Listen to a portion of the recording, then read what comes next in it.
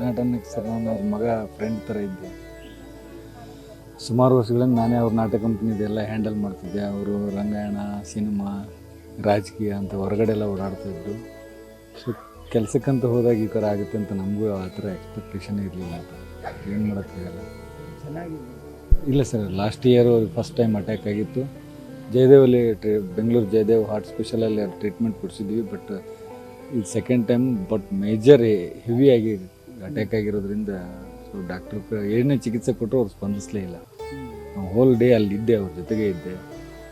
So ಹುಡ್ತಾನೆ acting ಮಾಡ್ತಾ ಹೋದರು. ಕೊನೆಗೂ ಆ್ಯಕ್ಟಿಂಗ್ ಮಾಡ್ತಾನೆ ಅವ್ರ ಜೀವ ಕೊಡ್ತಾರೆ.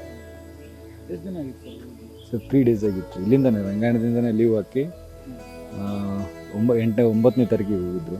10, 11, 12 ಶೂಟ್ ಮಾಡಿದ್ದಾರೆ. ಪ್ಯಾಕಪ್ ಮಾಡಿ ಊಟ ಮಾಡಿ ಮಲ್ಕೊಂಡಾಗ ಅದು ಜಾಸ್ತಿ ಆಗಿದೆ.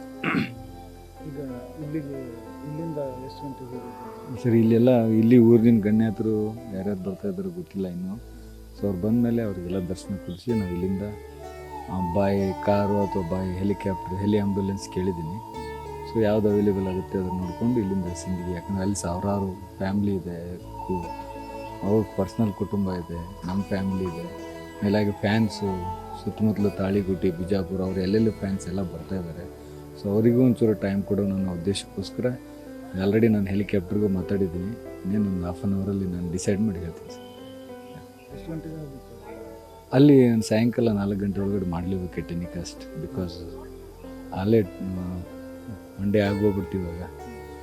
ನಿನ್ನೆ ಸಾಯಂಕಾಲ 5:30 ಸುಮಾರು ತಿಳ್ಕೊಂಡಿರೋದ್ರಿಂದ ಆಲ್ರೆಡಿ ಒಂದು ದಿನ ಆಗ್ತಾ ಬಂದಿದೆ. ಸೊ ಆದಷ್ಟು ಬೇಗ ಮುಗಿಸೋಣ ಅಂತ. ನ್ಯೂಸ್ ಫಸ್ಟ್, ನಿರ್ಭೀತಿಯಿಂದ ನಿಮ್ಮ ಪರವಾಗಿ.